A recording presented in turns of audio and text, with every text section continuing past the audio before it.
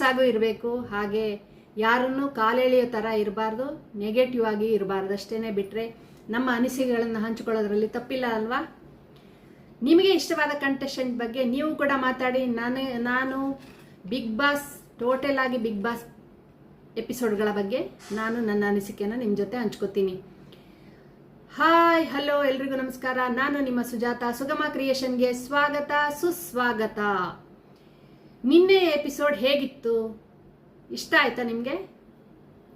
ನಿಮ್ಮ ಪ್ರಕಾರ ಯಾರು ಸೆಲೆಕ್ಟ್ ಆಗಬೇಕಿತ್ತು? ನಿನ್ನೆಯ ಒಂದು ಅಗ್ನಿ ಪರೀಕ್ಷೆಯಲ್ಲಿ ಯಾರು ಸೆಲೆಕ್ಟ್ ಆಗಬೇಕಿತ್ತು ಅನ್ನೋದನ್ನ ಕಾಮೆಂಟ್ ಮಾಡಿ. ಸ್ಟಾರ್ಟಿಂಗಲ್ಲಿ ಬಿಗ್ ಬಾಸ್ ಯಾರು ಬಂದರು ಹೇಳಿ? ದೀಕ್ಷಾ, ಕುಂದಾಪುರ, ಉಡುಪಿಯವರು, ಬೆಂಗಳೂರಲ್ಲಿ ಕೆಲಸ ಮಾಡ್ತಾ ಇದ್ದಾರಂತೆ. ಜೋಶಾಗೆ ಎಂಟ್ರಿ ಕೊಟ್ಟರು. ಎಂಟ್ರಿ ಚೆನ್ನಾಗೇ ಇತ್ತಲ್ವಾ? ನಿಮ್ಗೆ ಇಷ್ಟ ಆಯ್ತಾ ದೀಕ್ಷಾ ಅವರ ಒಂದು ಎಂಟ್ರಿ? ಅಲ್ಲಿವರೆಗೆ ಬಂದಿದ್ದಾರೆ ಅಂತಂದ್ರೆ ಒಂದು ಸಣ್ಣ ಟ್ಯಾಲೆಂಟ್ ಇದ್ದೇ ಇರುತ್ತೆ ಅಂತ ಅರ್ಥ ಅನ್ಕೊಳ್ಳಿ. ಯಾಕೆಂದ್ರೆ ದೀಕ್ಷಾ ಅವರು ಕೂಡ ಚೆನ್ನಾಗಿ ಮಾತಾಡಿದ್ರು, ಆದರೆ ಸೆಲೆಕ್ಟ್ ಆಗೋದ್ರಲ್ಲಿ ಮಾತ್ರ ಸ್ವಲ್ಪ ಹೋಲ್ಡಲ್ಲಿ ಇಟ್ಟಿದಾರಲ್ವ ದೀಕ್ಷಾ ಅವ್ರನ್ನ, ಸ್ವಲ್ಪ ಬೇಜಾರಾಯ್ತು. ಇನ್ನು ದೀಕ್ಷಾ ನಂತರ ಬಂದಿರೋದು ಮಂಜು. ಏನನ್ನಿಸ್ತು ನಿಮಗೆ ಮಂಜು ಅವ್ರ ಬಗ್ಗೆ? ಎಷ್ಟು ಧೈರ್ಯವಾಗಿ ಜೂರಿಗಳು ಕೊಟ್ಟಿರೋ ಟಾಸ್ಕ್ನ ಎದುರಿಸಿದ್ರಲ್ವಾ. ಬಿಗ್ ಬಾಸ್ ಮನೆ ಒಳಗಡೆ ಹೋದ್ರು ಕೂಡ ಅದನ್ನ ಖಂಡಿತ ಮಾಡಬೇಕಾಗತ್ತೆ. ಕೆಲವೊಬ್ರು ಯಾರು ಮಾಡಬೇಕು ಅಂತ ಗೊತ್ತಾಗಲ್ಲ. ಆದರೆ ಇಲ್ಲಿ ಮಂಜು ಅವರಿಗೆ ಆ ಒಂದು ಟಾಸ್ಕ್ ಬಿದ್ದಿತ್ತು, ತಲೆ ಬೋಳ್ಸ್ಕೋಬೇಕು ಅಂತ. ವಿನಯ್ ಅವ್ರು ಕೊಟ್ಟಿರೋ ಟಾಸ್ಕ್ ಅದು, ತಲೆ ಬೋಳ್ಸ್ಕೋತೀರಾ ಅಂತ. ಆದ್ರೆ ಒಂದು ನನ್ಗನ್ಸಿರೋದು, ಕೆಲವರು ಮಾಡಿದ್ರೆ ಸೆಲೆಕ್ಟ್ ಮಾಡಲ್ಲ, ನೀವು ಮಾಡಿದ್ರೆ ಸೆಲೆಕ್ಟ್ ಮಾಡ್ತೀವಿ ಅಂತೇನು ಪಕ್ಕ ಇರಲ್ಲ ಅಂತ ಕೂಡ ಹೇಳ್ತಾರಲ್ವಾ. ನಂಗೆ ಅಲ್ಲೇ ಒಂಚೂರು ನನಗೆ ಕನ್ಫ್ಯೂಸ್ ಆಗ್ತಾ ಇರೋದೇನು ಗೊತ್ತಾ?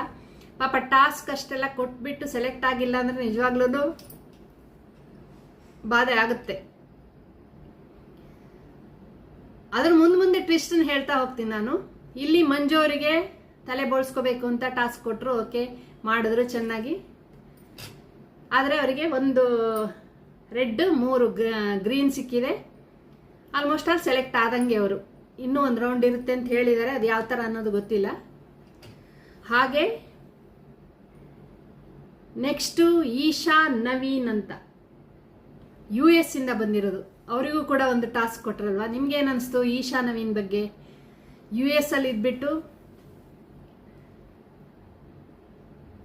ಅಲ್ಲಿ ಲೈಫ್ ಬಗ್ಗೆ ಕೂಡ ಕೇಳಿದ್ರು, ಅವರ ಅಭಿಪ್ರಾಯನ ಅವ್ರು ತಿಳಿಸಿದ್ದಾರೆ. ಅದರಲ್ಲಿ ಏನು ತಪ್ಪು ಅಂತ ಏನು ಅನಿಸಿಲ್ಲ. ಯಾಕೆಂದರೆ ಅವರೇನು ಇಂಡಿಯಾನ ನೆಗ್ಲೆಕ್ಟ್ ಮಾಡಿಲ್ಲ, ಏನೂ ಇಲ್ಲ. ಅವರಿಗೆ ಅಲ್ಲಿದೆ ಲೈಫು, US ಅಲ್ಲಿ ಅಲ್ಲಿದ್ದಾರೆ. ಅಲ್ಲಿಂದ ಬಂದು ಇಲ್ಲಿ ಬಿಗ್ ಬಾಸ್ ಅಲ್ಲಿ ಪ್ರಯತ್ನ ಪಡ್ತಾ ಇದ್ದಾರೆ. ಸೆಲೆಕ್ಟ್ ಆಗೋದು ಬಿಡೋದು ಗೊತ್ತಿಲ್ಲ. 2 ಅವರಿಗೆ ಗ್ರೀನ್ ಸಿಗ್ನಲ್ ಸಿಕ್ಕಿದೆ.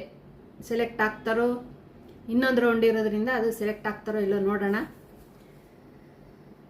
ಅವ್ರಿಗೆ ಕೂಡ ಟಾಸ್ಕ್ ಕೊಟ್ಟಿದ್ರಲ್ವಾ, ಬ್ಯಾಗನ್ನು ಹರಿದಾಕಬೇಕು, ಹಾಗೆ ಮೇಕಪ್ ಕಿಟ್ಟನ್ನ ಎಲ್ಲ ಪುಡಿ ಮಾಡಬೇಕು ಅಂತ. ಮೇಕಪ್ ಕಿಟ್ಟನ್ನ ಪಾಪ ಪುಡಿ ಮಾಡಿದಾರಲ್ವಾ. ಏನಿಸ್ತು ನಿಮ್ಗೆ? ಅವಾಗ ಬೇಜಾರಾಯ್ತಾ? ಏನನ್ನಿಸ್ತು? ಅದರೊಳಗಡೆ ನಿನ್ನೆ ಎಪಿಸೋಡಲ್ಲಿ ನಿಮಗೆ ಜಾಸ್ತಿ ಬೇಸರ ತಂದಿದ್ದು ಯಾವುದಾದ್ರೂ ಇದ್ರೆ ಕೂಡ ಕಾಮೆಂಟ್ ಮಾಡಿ. ಇನ್ನು ಯೋಗಿತಾ, ಯೋಗಶ್ರೀ ಟ್ವಿನ್ಸ್ ಇಬ್ರು ಬಂದಿದ್ರು. ಅವರಿಬ್ರು ಒಟ್ಟಿಗೆ ಮಾತಾಡ್ತಾ ಇದ್ರು ಅಲ್ವಾ, ನೋಡಿದ್ರಲ್ಲ. ಅವ್ರಿಗಿನ್ನೂ ಚಿಕ್ಕ ವಯಸ್ಸು ಅಂತ ಅನಿಸ್ತಾ ಇದೆ. ಮುಂದೆ ಚಾನ್ಸ್ ಇರುತ್ತೆ. ಅವ್ರು ಸೆಲೆಕ್ಟ್ ಆಗಿಲ್ಲ ಇಬ್ರು. ಯಾರು ಒಬ್ರು ಸ್ಯಾಕ್ರಿಫೈ ಮಾಡಬೇಕು ಅಂದ್ರೆ ಒಬ್ರು ಹೋದ್ರೂ ಮತ್ತೆ ವಾಪಸ್ ಕರೆದು ಮತ್ತೆ ಇಬ್ರು ಸೆಲೆಕ್ಟ್ ಮಾಡಿಲ್ಲ. ಹಾಗೆ ಚರಣ್ ಶೆಟ್ಟಿ ಸ್ವಲ್ಪ ಇಂಟ್ರೆಸ್ಟಿಂಗ್ ಆಗಿರೋ ಕ್ಯಾಂಡಿಡೇಟ್ ಇವರು. ಏನನ್ನಿಸ್ತು ನಿಮಗೆ? ನಂಗೆ ಸ್ವಲ್ಪ ಒಂದೊಂದು ಕಡೆ ಬೇಜಾರಾಯಿತು, ನನಗೂ ಕಣ್ಣಲ್ಲಿ ನೀರು ಬಂತು. ಯಾಕೆಂದರೆ ಯಾವ್ಯಾವ ವ್ಯಕ್ತಿತ್ವದವ್ರು ಇರ್ತಾರೋ ಗೊತ್ತಿಲ್ಲ. ಸೆಂಟಿಮೆಂಟ್ ಇರೋರು ಸ್ವಲ್ಪ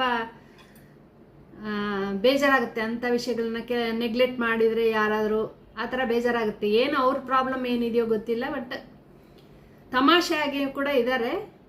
ನನಗೆ ಸ್ವಲ್ಪ ಈಗಾಗಲೇ ಹೇಳಿದ್ದೆ ನಾನು,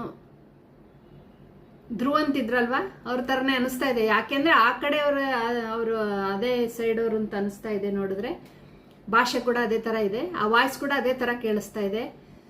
ಅವರು ಬಿಗ್ ಬಾಸ್ ಮನೆ ಒಳಗೆ ಬರೋಕ್ಕೆ ಚಾನ್ಸ್ ಇದೆ. ಯಾಕೆಂದರೆ 3 ಗ್ರೀನ್ ಸಿಗ್ನಲ್ ಸಿಕ್ಕಿದೆ ಅವರಿಗೆ. ಗೊತ್ತಿಲ್ಲ ಎಷ್ಟು ಜನನ, ಸುಮಾರು 60 ಜನನಲ್ಲಿ ಎಷ್ಟು ಜನಕ್ಕೆ ಗ್ರೀನ್ ಸಿಗ್ನಲ್ ಬರುತ್ತೋ ಅದರೊಳಗಡೆ ಮತ್ತೆ ಯಾರನ್ನೇ ಸೆಲೆಕ್ಟ್ ಮಾಡ್ತಾರೋ ಅನ್ನೋದು ಗೊತ್ತಿಲ್ಲ. ನಿನ್ನೆ ಎಪಿಸೋಡ್ ಪ್ರಕಾರ 3 ಬಂದಿದೆ ಚರಣ್ ಶೆಟ್ಟಿ ಅವರಿಗೆ. ಅವ್ರ ಕೈಯಲ್ಲಿ ಫೋನು ಇಲ್ಲ, ಅದು ಇದು ಅಂತೆಲ್ಲ ಹೇಳಿದ್ರು. ನಿಜ ಅಂತ ಅನ್ನಿಸ್ತು ನೋಡಿದ್ರೆ. ಮನೆಯಲ್ಲೂ ಸ್ಟ್ರಿಕ್ಟ್ ಮಾಡಿರ್ಬೋದು, ಗೊತ್ತಿಲ್ಲ ಏನಿರುತ್ತೋ ಅವ್ರವ್ರ ಪರ್ಸನಲ್ ಪ್ರಾಬ್ಲಮ್ಸ್ ಎಲ್ಲ ಏನೇನಿರುತ್ತೆ ಅನ್ನೋದು ಗೊತ್ತಿಲ್ಲ. ಆದರೆ ಏನೋ ಒಂದು ಮಾಡಬೇಕು ಅಂತ ಕೆಲವೊಬ್ರು ಬರ್ತಾರೆ. ಸೆಲೆಕ್ಟ್ ಆಗಿದ್ದಾರೆ ಅಂದ ತಕ್ಷಣ ಕಣ್ಣಲ್ಲಿ ಅವರಿಗೆ ನೀರು ಬಂತು. ಆದರೆ 3 ಸೆಲೆಕ್ಷನ್ ಅಷ್ಟೇ, ಇನ್ನು ನೋಡಬೇಕು. 3 ಗ್ರೀನ್ ಸಿಗ್ನಲ್ ಸಿಕ್ಕಿದೆ. ಚಂದನ್ ಶೆಟ್ಟಿ ಮಾಡಿಲ್ಲ, ಅವ್ರನ್ನ ಸೆಲೆಕ್ಟ್ ಮಾಡಿಲ್ಲ. ಇನ್ನು ರತ್ನಾ ಮೇಡಮ್, ಈಗಾಗಲೇ ಹೇಳಿದ್ನಲ್ಲ, ರತ್ನಾ ಮೇಡಮ್ ಬಗ್ಗೆ ನಿಮ್ಗೆ ಏನು ಅನ್ನಿಸ್ತು?